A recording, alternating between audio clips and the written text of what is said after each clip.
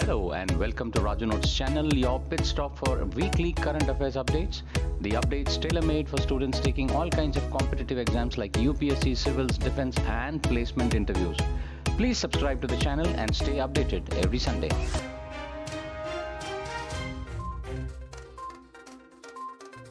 Centre revoked the President's rule in Jammu and Kashmir on 13th of October, paving the way for formation of a new government in the Union Territory. The central government has issued a notification in this regards. National Conference Vice President Omar Abdullah has been sworn in as the new Chief Minister who staked the claims to form new government in Jammu and Kashmir. The National Conference had secured a majority in the recently held assembly elections. This would be the second tenure of Omar Abdullah as Chief Minister and the first elected government in Jammu and Kashmir after the abrogation of Article 370 and 35A in 2019 and the bifurcation of the erstwhile state into two union territories, Ladakh and Jammu and Kashmir. The United Nations Children's Fund, UNICEF, has said that India's suppliers are the third largest providers of organizations' health and nutrition support to children globally. Indian business have supplied goods and services worth nearly $6 billion to UNICEF for its global work.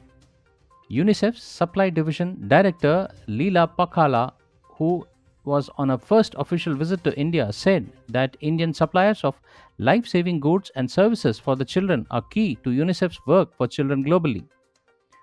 She also mentioned that UNICEF values these contributions, which are central to its mission of saving the lives of the most vulnerable children, not only in India but around the world.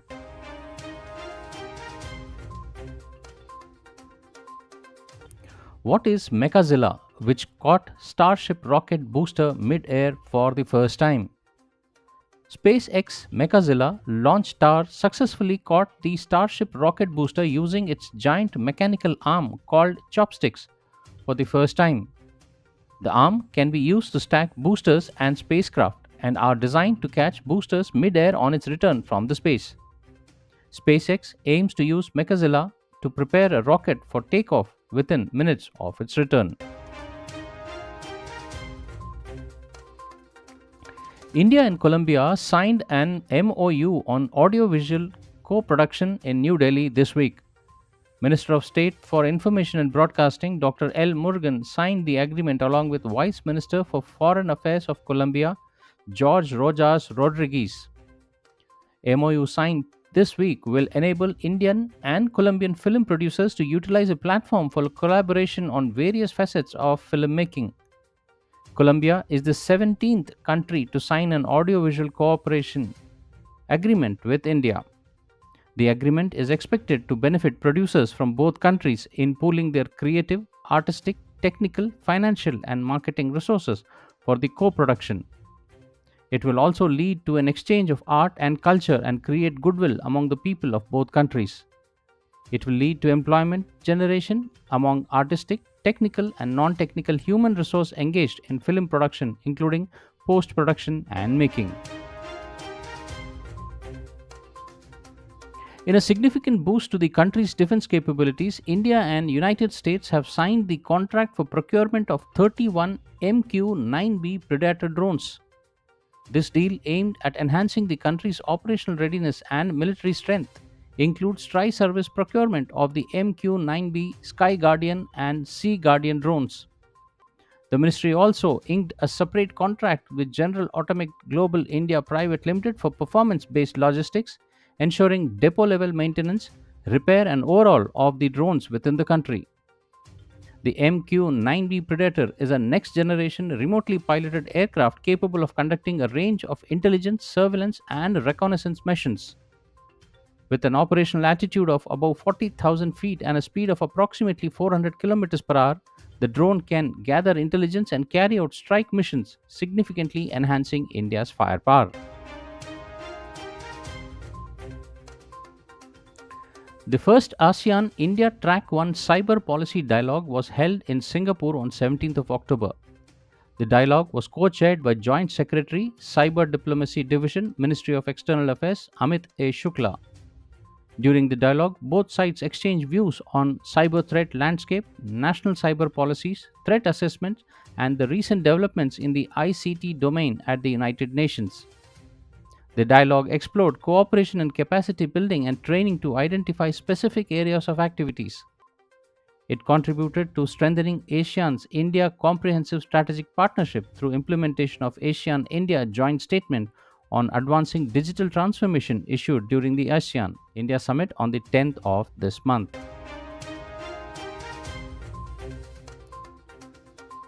The India AI mission has selected 8 responsible AI projects in response to the expression of interest issued under the Safe and Trusted AI pillar. The Ministry of Electronics and IT emphasized that these projects recognize the need for robust safeguards to ensure the responsible development, deployment, and adoption of AI. These projects include the development of indigenous tools and frameworks and establishing guidelines for ethical, transparent, and trustworthy AI technologies. The India AI has issued an expression of interest to promote responsible AI projects across the range of critical themes. The ministry highlighted that these include machine unlearning, synthetic data generation, AI bias mitigation, ethical AI framework, privacy enhancing tool, explainable AI, AI governance testing, and algorithm auditing tool. The ministry noted that over 2,000 proposals were received from the prestigious academy institutions, startups, research organizations, and civil society groups. Following a thorough technical evaluation, 8 projects were selected. In a significant departure from tradition, the statue representing justice has now been Indianized after undergoing a transformation. The once familiar figure, typically depicted with a blindfold, now stands proudly without one at the Supreme Court Judge's Library, holding a constitution book in her hand. This change marks a profound shift in the symbolism of justice, sparking both interest and debate. The blindfold, an iconic representation of justice, was originally intended to convey impartiality and objectivity. However, several argue that it also represented a lack of accountability and disconnect from the realities of the people.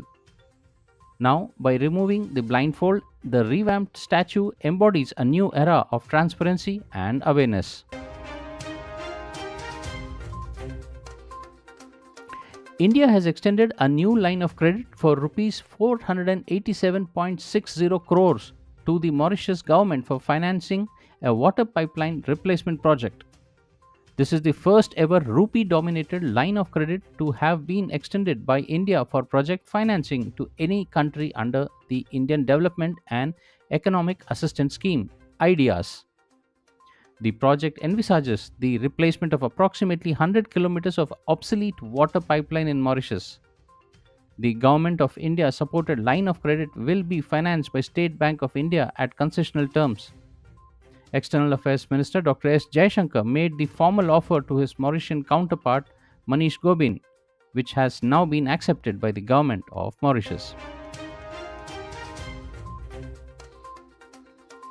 The Supreme Court upheld the constitutional validity of Section 6A of the Citizenship Act related to the grant of Indian citizenship to immigrants in Assam by a majority verdict of 4:1.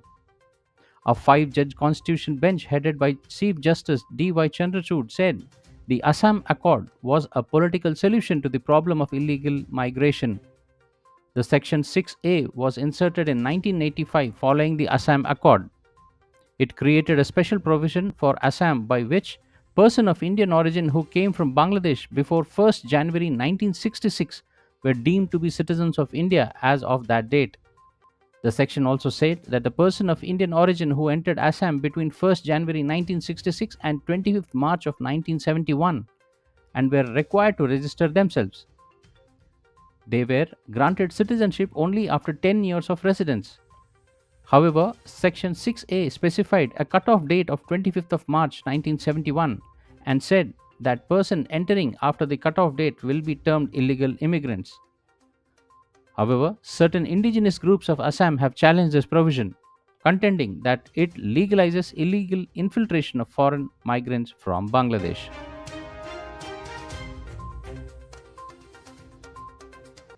In Yemen, warplanes of the US-UK coalition launched 15 airstrikes on the Yemeni capital Sana'a and the northern city of Sada. According to local media, the strikes hit three Yehudi military sites in Al-Jiraf, Haifa, and Jarban. However, there were no reports of casualties. The United States Central Command said that it used Air Force B-2 Spirit long-range stealth bombers in the operation, targeting underground Houthi weapon storage facilities, which contained various advanced conventional weapons used to target US and international military and civilian vessels. The Indian Mobile Congress IMC 2024, which was held at Bharat Mandapam in New Delhi, concluded this Saturday.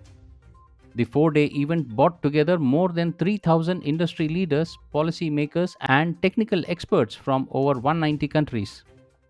Prime Minister Modi inaugurated the Indian Mobile Congress on the 15th of this month. The 8th edition of India Mobile Congress showcased India's innovative ecosystem, where leading telecom companies and innovators highlighted the advancement in quantum technology and circular economy. Spotlight was also on 6G, cloud and edge computing, the Internet of Things, semiconductors, cybersecurity, green tech, SATCOM, and electronic manufacturing.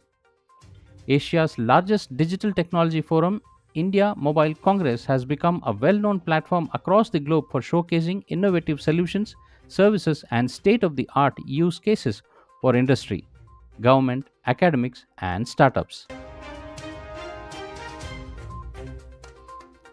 The Supreme Court this week held that the Prohibition of Child Marriage Act cannot be stunted by personal law, and marriages involving children violate the free will to have a life partner of choice.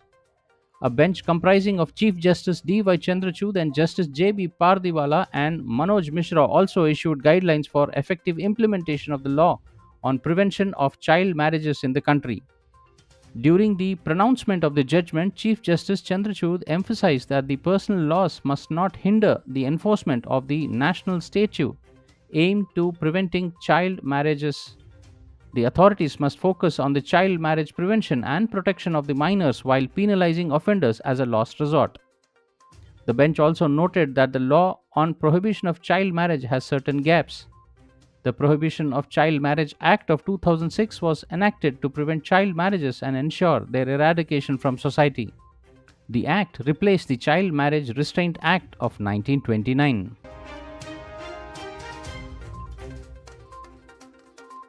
Hamas chief Yahya Sinwar has been killed in a chance encounter with the Israeli forces in Rafah in southern Gaza. Sinwar was one of the masterminds behind last year's October 7 attacks on Israel. 61-year-old Sinwar, widely known as Abu Ibrahim, was appointed as the head of Hamas political bureau, succeeding Ismail Haniyeh, who was killed in Tehran in July this year. Weeks before, Israel also killed Hezbollah chief Hassan Nasrallah through airstrikes in Lebanon. US Secretary of State Anthony Blinken stated that the US will intensify efforts in the coming days to end the war in Gaza following the apparent killing of Sinwar. US President Joe Biden and Israeli Prime Minister Netanyahu have agreed on an opportunity to push for the release of hostages, according to the statement from Netanyahu's office. In a phone call, both leaders pledged to work together to achieving this goal. Well, that's all, friends, for this week's updates. See you soon next Sunday on the same channel. Till then, take care. Bye-bye.